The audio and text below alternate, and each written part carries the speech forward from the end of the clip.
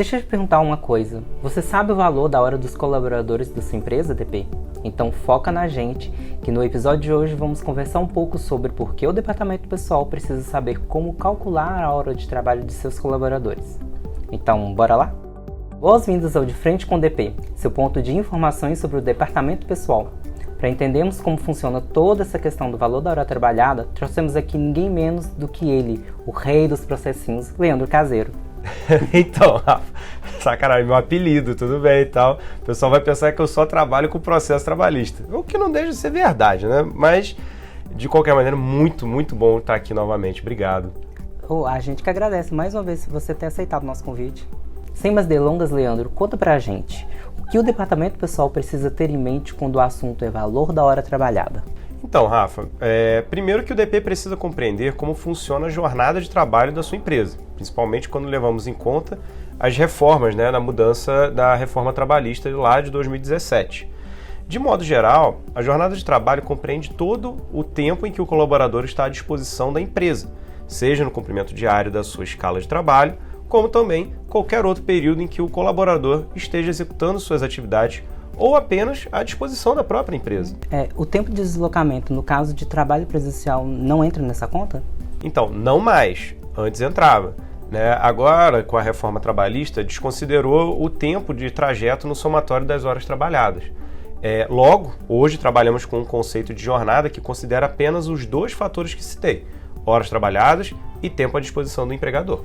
É a partir desse entendimento, então, que o DP consegue mensurar as horas trabalhadas? Exatamente.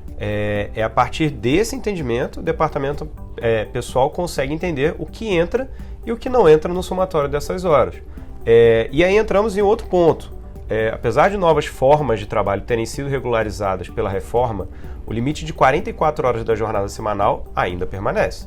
Mas o que esse limite diário ou semanal nas horas trabalhadas interfere no cálculo dessas horas? Então, Rafa, veja bem. Ao entender que a lei estabelece e a particularidade de cada escala de trabalho prevista, entram em campo fatores que mudam os rumos do cálculo, como as horas extras e adicionais de periculosidade, insalubridade e até mesmo o trabalho noturno. Nossa, então existem muitas variáveis que precisam ser levadas em conta.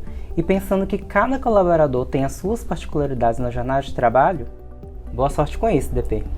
Então, Rafa, calma, o DP não precisa contar com sorte, Se os profissionais responsáveis têm o conhecimento necessário para entender todas as questões da jornada, tá tudo ok. Qual seria então o primeiro passo? Então, Rafa, o primeiro passo seria saber calcular a hora de trabalho básica, Veja bem, a legislação reconhece que o mês comercial tem 5 semanas. E essa é a base que o departamento pessoal precisa usar na hora de realizar qualquer cálculo referente à jornada de trabalho. Portanto, um trabalhador que cumpre uma jornada de 44 horas semanais soma, ao fim de cada mês, 220 horas trabalhadas. Esse é o padrão, o básico, que precisa ser levado em conta antes de incluir outras quaisquer variáveis. Então, vamos lá. Pegando como exemplo o salário mínimo atual, eu divido R$ 1.300 por 220 e sei que o meu colaborador deve receber, no mínimo, R$ 6 por hora de trabalho. Beleza? Então, no caso do valor diário que esse colaborador ganha, é só seguir a mesma lógica? Bem, isso vai depender da escala de trabalho, Supondo uma jornada comum de 8 horas, multiplicamos pelo valor que encontramos e descobrimos que esse profissional ganha R$ 48 por dia. Salário ali, especificamente, pegando o salário mínimo. Também, se houver atrasos em que não foi cumprida a jornada de 8 horas, basta multiplicar o mesmo valor pelas horas negativas e o DP encontra o que deve ser descontado em folha, por exemplo. E quando ao invés de atraso a gente tiver uma jornada para além das 8 horas? Então, aí entramos em uma das variáveis que eu tinha falado antes, E esse, no caso, seria a hora extra. O que a lei determina atualmente, e também a Constituição com relação à hora extra, é o limite de 2 horas extras diárias que podem ser contabilizadas em um sistema de banco de horas ou pagas na próxima folha de pagamento com os devidos acréscimos. No caso de a empresa trabalhar com banco de horas, ela vai se preocupar em realizar esses cálculos apenas quando o banco de horas fechar. Agora, se a empresa opta por pagar as horas extras, o cálculo é feito no fechamento da folha de pagamento, considerando as horas positivas acumuladas no mês vigente. Como funciona esse cálculo? que a legislação fala, Rafa, é que a hora extra deve valer pelo menos 50%, a mais do que a hora normal. Aí você tem a CT, né, tem outras questões. Na prática, considerando o valor de R$ 6,00 que encontramos, basta multiplicá-lo por 1,5 e sabemos que a hora extra valeria R$ 9,00. Mas essa porcentagem pode variar de empresa para empresa, correto? Então, Rafa, não, claro, a legislação prevê apenas o mínimo de acréscimo de 50%. Mas tem empresa que pode trabalhar com porcentagens maiores, né, chegando aí até 100% do valor da hora trabalhada. Isso por meio de convenção coletiva, acordo, né, de trabalho, acordo coletivo de trabalho. E outro ponto a se levar em consideração são as horas extras feitas aos finais de semana e feriados, né, que aí em que o valor do adicional é, de fato, de 100%. Ou seja, é só dobrar o valor da hora trabalhada. E além da hora extra, que outras particularidades da jornada de trabalho podem afetar o cálculo da hora trabalhada? Então, como a gente estava conversando, outros adicionais que acaba dependendo da escala de trabalho ou do tipo de risco que o ofício oferece ao colaborador. O que o DP, né, precisa se atentar, Rafa, é ao tipo de acréscimo que a lei estabelece, que aí precisa ser considerado. Tendo o valor base sempre na ponta da língua, o restante dos cálculos é tranquilo de fazer. Bem, Leandro, que tal a gente entender um pouquinho sobre o adicional noturno? Então, sobre o adicional noturno, no caso, né, da hora noturna, ela equivale a pelo menos 20% a mais que a hora normal. Então é só realizar esse acréscimo em cima das horas trabalhadas no período noturno? Então, Rafa, no caso da hora noturna, o cálculo não é tão direto assim, né? A hora noturna também é diferente, equivalendo a 52 minutos e 30 segundos, ao contrário da hora normal, que vale 60 minutos. Assim, antes de fazer o acréscimo de 20%, o DP precisa encontrar a chamada hora ficta, considerando essa variação de minutos na hora noturna. Para isso, temos o chamado fator de redução noturna, que é encontrado dividindo 60, que são os minutos da hora normal, por 52,5. Assim, e é muita matemática, temos o fator 1,1429, bastando multiplicá-los pelas horas trabalhadas no período noturno. No caso, para encontrar o valor da hora ficta, pegamos esse fator de redução e multiplicamos pelo valor da hora comum, ou seja, 1,1429 vezes R$ 6,00, nos mostra que a hora noturna, nesse caso, equivale a R$ 6,85. É muita conta. E em relação aos adicionais de periculosidade e insalubridade, também há essa variável em relação à hora? Não. No caso dos adicionais de periculosidade e insalubridade, há apenas o acréscimo do percentual sobre o valor da hora trabalhada. No caso do adicional de periculosidade, o acréscimo é de 30% para trabalhadores expostos a fatores que arrisquem sua vida. Seguindo a base do salário mínimo, a hora do trabalhador enquadrado nesse quesito valeria R$ 7,80.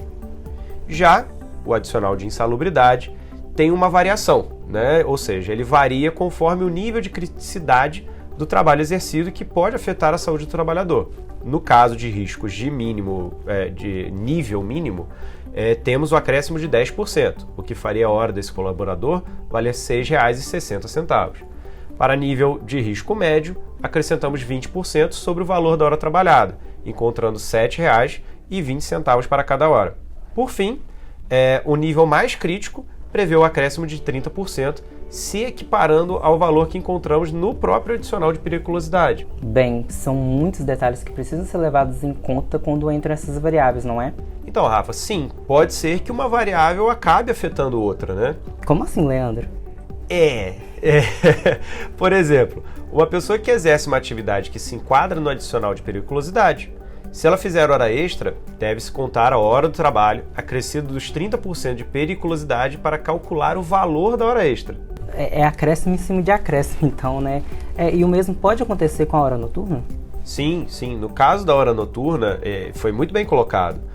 Se o trabalhador realiza hora extra durante o período noturno, é necessário que o acréscimo da hora extra seja feita sobre o valor da hora ficta. Entendi. E, Leandro, lá atrás você falou que a gente está considerando uma jornada comum de 44 horas semanais para fazer essas pontuações. Como funciona esse cálculo das horas trabalhadas no caso de outros tipos de jornada? Então, Rafa, há diversos tipos, né, de jornada de trabalho previstas na legislação. Podemos citar a jornada de 12 por 36, em que o trabalhador trabalha 12 horas consecutivas e descansa 36 horas. Nesse caso específico, temos que achar o total de horas em que o trabalhador esteve disponível no mês para encontrar o valor da hora trabalhada. Supondo uma profissional de enfermagem que trabalha nesse tipo de regime e ganha R$ 3.500. Concorda que ela não chega a ter uma jornada mensal de 220 horas? Geralmente, em jornadas de 12 por 36, o colaborador faz em torno de 180 horas mensais. Logo, Rafa, ao dividirmos R$ 3.500 reais por 180, percebemos que essa profissional de enfermagem recebe R$ 19,44 por hora de trabalho. A mesma aplicabilidade vale para outros tipos de jornada, além de seguir a mesma lógica caso haja cálculo de hora extra e até os próprios adicionais que a gente já citou aqui. Leandro, e no caso das chamadas jornadas intermitentes, o trabalhador pode não chegar nem perto de cumprir 220 horas mensais. Como que o salário mínimo será levado em conta? Então, no caso do trabalho intermitente, é uma boa pergunta. O contrato é firmado baseado no valor por hora que o profissional vai ganhar. Logo, o que precisamos garantir é que essa hora não esteja abaixo do salário mínimo ou do próprio piso salarial da categoria. Como descobrimos mais no início do vídeo, a hora trabalhada baseada no salário mínimo equivale a R$ 6. Logo, no contrato intermitente, basta que o profissional ganhe a partir desse valor. E aí, no fim do mês, multiplica-se pelas horas em que ele ficou disponível para a empresa e assim chega-se à remuneração correspondente. Leandro, eu prometo que é a última pergunta e a gente já te libera. É que a gente conversando sobre todas essas variáveis que podem afetar o valor da hora trabalhada, me veio na cabeça o tal do descanso semanal remunerado, que às vezes pode cair no esquecimento dos profissionais de DP. Boa, Rafa, bem lembrado. Lógico, veja bem, todo trabalhador por lei tem direito a um dia de folga a cada semana de trabalho, de preferência aos domingos, né? Então, esse dia de folga também é remunerado e entra na conta da remuneração que o profissional recebe, equivalente ao valor de um dia de trabalho. E aí, como já fizemos esse cálculo, podemos considerar que num caso comum, o descanso semanal remunerado vale R$ 48. E por que é importante ter esse valor? Pois ele também será afetado pelas variáveis que a gente conversou aqui. Por exemplo, se houver pagamento de horas extras ao trabalhador, o percentual dessas horas também deve ser considerado no descanso semanal remunerado. O DP, sabendo quanto vale o DSR, do colaborador, é fácil fazer o acréscimo proporcional dessas horas extras no cálculo da folha de pagamento. Leandro, com você nenhuma pulga atrás da orelha sobrevive, não importa o assunto. Vão tirar todas essas pulgas atrás da orelha, lógico. Eu que agradeço de fato a confiança, o convite de vocês. Eu tenho mais do que isso, eu tenho certeza, né, que muitas pessoas se beneficiem das questões abordadas no episódio de hoje. Com toda certeza, vários especialistas em horas trabalhadas saem informados daqui hoje. Para você que chegou até aqui, fica a dica. Ao longo do vídeo, além de entender os pontos trazidos pelo Leandro, deixamos também alguns cards com links para outros conteúdos que produzimos, para que você possa se aprofundar nas muitas questões citadas como adicional noturno, hora extra e descanso semanal remunerado. Não se esqueça de se inscrever em nosso canal e ative o sininho para não perder nosso conteúdo. Até o próximo episódio.